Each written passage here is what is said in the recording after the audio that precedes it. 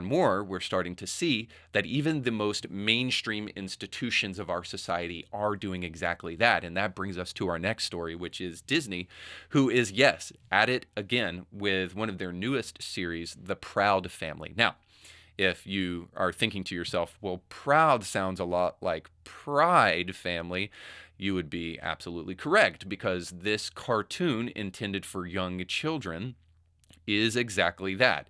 It is a left-wing representation of gender ideology and, in the case of what I'm about to show you, critical race theory, because you're about to see a clip from the show where a bunch of children on stage are reprimanding adults and crying out for reparations because this society was built upon slavery. So here is this gross display of indoctrination of our kids.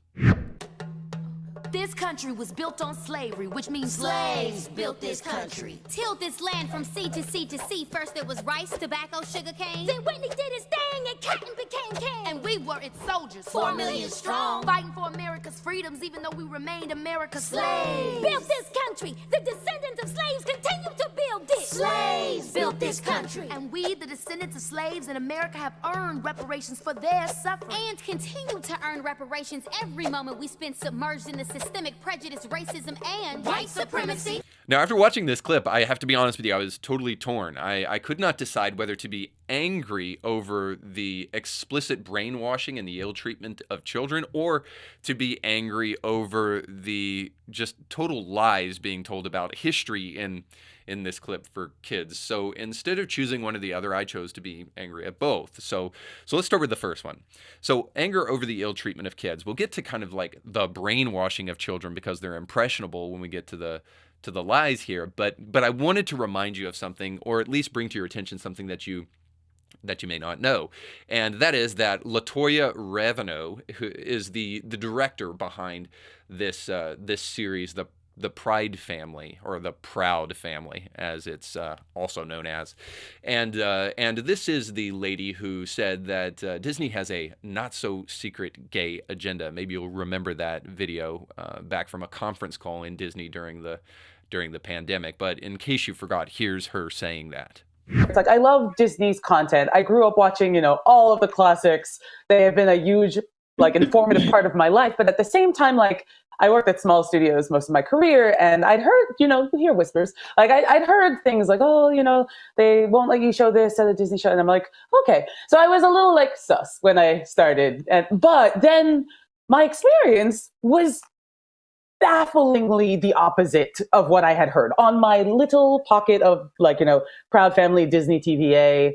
The showrunners were super welcoming. Meredith Roberts and our leadership over there has been so welcoming to my not at all secret gay agenda. And so I feel like. So this same person is now indoctrinating kids into a critical race theory lie that this society that we have is built upon slavery and that children deserve reparations and all the like, which we'll get to here in a moment.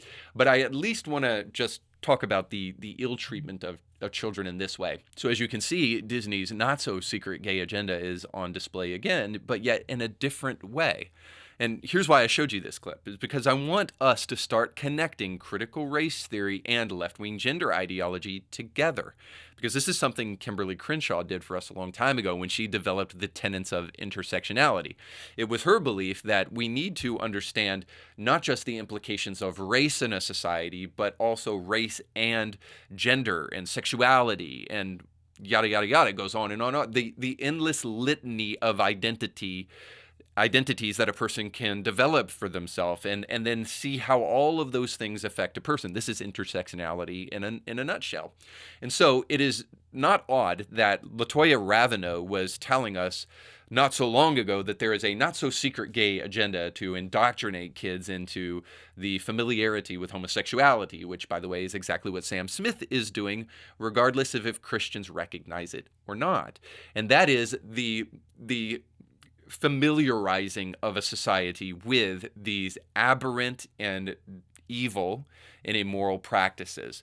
The more they can slowly but surely force feed us the arsenic, the more we gain a tolerance for it. Or it'll just kill us. You know, we're seeing both, quite frankly, especially when we look at suicide rates within the trans community. But nonetheless, this is an obvious attempt to try to desensitize kids to not only a left-wing gender ideology, but here we see a racially essentialistic and animosity-ridden version of reality. And that brings us kind of to the lies about all of this, because not only is it a lie that this society that we have was built because of slaves predominantly or only or any of such thing, but actually slavery was something that was not actually good for southern states. In fact, southern states were kind of backwater in terms of their economic stability, whereas the northern states that did not participate in slavery were doing much better economically. Now, you can see this throughout history, but this does not stop the historical revisionism of the Nicole Hannah-Joneses of the world with the 1619 Project. And here again, LaToya Raveneux trying to force feed children to believe that they should have reparations. I mean, doesn't this like strike us as odd that the vast majority of kids who are age appropriate enough to actually watch this cartoon won't even know what reparations are? Now, is it true that slavery happened? 100%. Is there a single child that is not taught that slavery happened in elementary school, middle school, high school, or whatever? Well, I would say not probably elementary school, right? But middle school and high school, of course. Like, did you get taught it in school? What would make you think that all of a sudden Trump coming into office has changed that? Of course, kids are being taught this stuff on a regular basis. But this is really an attempt to try to stoke a racial animosity that will turn into activism among young kids. Again, this is a lie and a distortion of history, just like the 1619 Project, for the purposes of creating kids as activists at the youngest stage. And so my big problem with the lies here is not just that they're lies, but that they're the most devious kind of lies. Lies not told from ignorance, but told from intentionality. These people are trying to create a segment of children who hate their country and are activist in nature and believe this kind of nonsense as though it were gospel truth. And of course, I, as a Christian, this is where I have a problem with this kind of stuff. And this is why I think the culture war is so desperately important, is that if people are damaged, interfered with in their understanding and their means of interpreting reality and truth, that makes it harder for us to tell people the truth of the gospel. Now listen, I know this is explicitly a Christian argument, and some of you may not even be Christians here at the end of the day, but regardless of if you're a Christian or not, I hope you can see the canary in the coal mine here, that an attack against truth, an attack against reality, is an attack against society and ultimately an attack against you. And we need to do the best that we can to try to help people reframe the walls of reality that are being broken down consistently by places like Disney, who wish to show garbage like this. Our visions, but only illusions. And when they're showing this kind of garbage, they're showing it to kids.